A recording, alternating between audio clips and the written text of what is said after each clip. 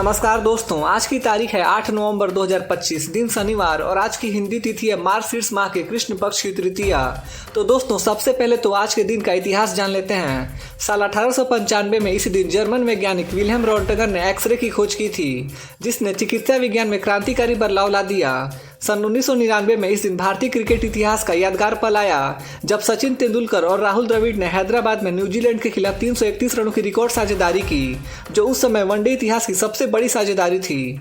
वहीं 8 नवंबर 2016 को भारत में प्रधानमंत्री मोदी ने रात 8 बजे देश को संबोधित करते हुए 500 और 1000 रुपए के पुराने नोटों को बंद करने का ऐतिहासिक फैसला सुनाया था। इस नोटबंदी ने पूरे देश की अर्थव्यवस्था और आम जनता के जीवन पर गहरा असर डाला था। तो दोस्तों, ये था आज के दिन का इतिहास। तो चलिए अब जानते हैं आज की देश भर की सबसे बड़ी खबरें। दिल्ली में प्रधानमंत्री मोदी ने वंदे मातरम के 150 साल पूरे होने पर एक साल चलने वाले समारोह की शुरुआत की। उन्होंने एक खास डाक टिकट और सिक्का जारी किया और कहा, वंदे मातरम सिर्फ शब्द नहीं, ये हमारी ऊर्जा और संकल्प है। मोदी ने लोगों से देश की एकता और संस्कृति को मजबूत बनाने की अपील की। बिहार में रैली करते हुए प्रधानमंत्री मोदी ने कहा कि जंगल राज वाले लोग बिहार को पीछे ले गए हैं। उन्होंने कांग्रेस और आरजेडी पर निशाना साधते हुए कहा कि एनडीए सरकार ही बिहार को विकास की राह पर ले जा सकती है। मोदी ने जनता से बड़ी संख्या में वोट देने की अपील की। पीएम मोदी ने कहा कि बिहार में घुसपैठियों की समस्या खत्म करनी होगी। उन्होंने कहा कि कांग्रेस और आरजेडी जैसी पार्टियां देश को बांटने का काम कर रही हैं, लेकिन एनडीए इसे कभी बर्दाश्त नहीं करेगा। मोदी बोले, देश पहले है, बाकी सब बाद में।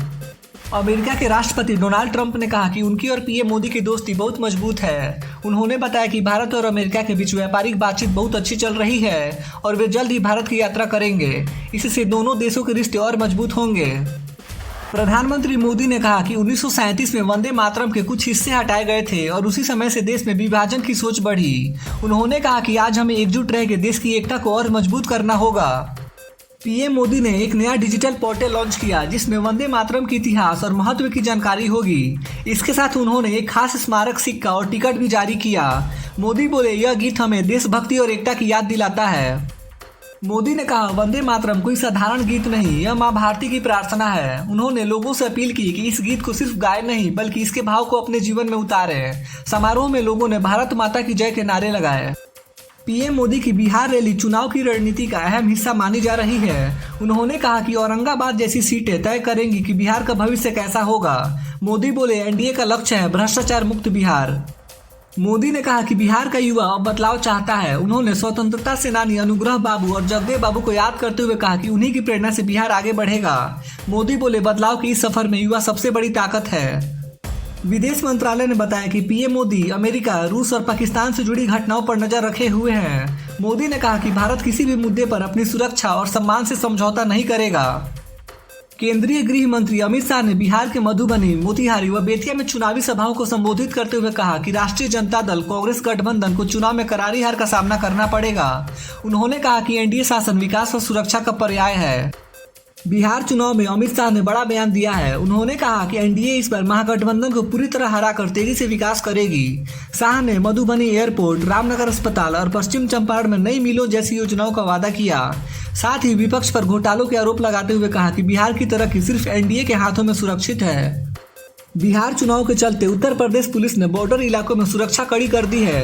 देवरिया, कुशीनगर, बलिया, गाजीपुर और सोनभद्र जैसे जिलों में भारी पुलिस बल तैनात किया गया है, ताकि बाहरी तत्व मतदान को प्रभावित न कर सकें। ड्रोन से निगरानी और वाहन चेकिंग तेज कर दी गई है। चुनाव आयोग ने भी यूपी प्रशासन की इस मुस्तैदी की सराहना की है।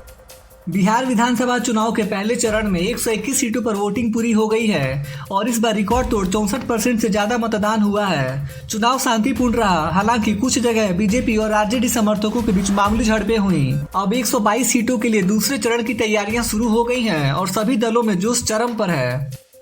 विशेषज्ञों का कहना है कि अगर वोटिंग 60% से ऊपर जाती है तो आमतौर पर विपक्ष को बढ़त मिलती है।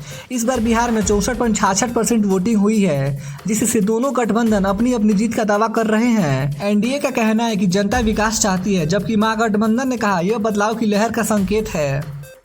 प्रधानमंत्री मोदी ने विपक्ष पर जमकर निशाना साधा। उन्होंने कहा कि कांग्रेस और आरजेडी सिर्फ दिखावे की राजनीति कर रहे हैं, जबकि एनडीए असली विकास ला रही है। मोदी ने कहा कि इस बार महिलाओं, युवाओं और किसानों ने भारी संख्या में मतदान किया है, जो एनडीए की जीत का साफ संकेत है।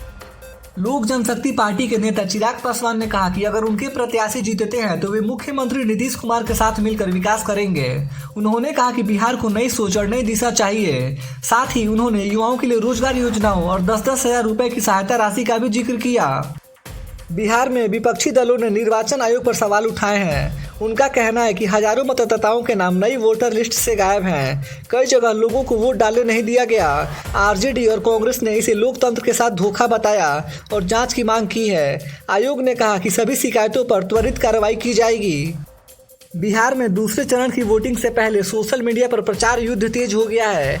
एनडीए विकास के मुद्दे पर वीडियो और विज्ञापन चला रही है, जबकि महागठबंधन बेरोजगारी और महंगाई को लेकर सरकार पर हमले कर रहा है। प्रवासी बिहारी मतदाता भी अब ऑनलाइन बहसों में शामिल हो रहे हैं, जिससे बिहार की राजनीति इंटरनेट पर भी गर्मा गई है। तो दोस्तों, आज के लिए बस इतना ही था। देश भर के छोटे बड़े अपडेट्स और हर दिन के मुख्य समाचार देखने के लिए हमारे यूट्यूब न्यूज़ चैनल इंडियन जनता न्यूज़ को सब्सक्राइब जरूर करें।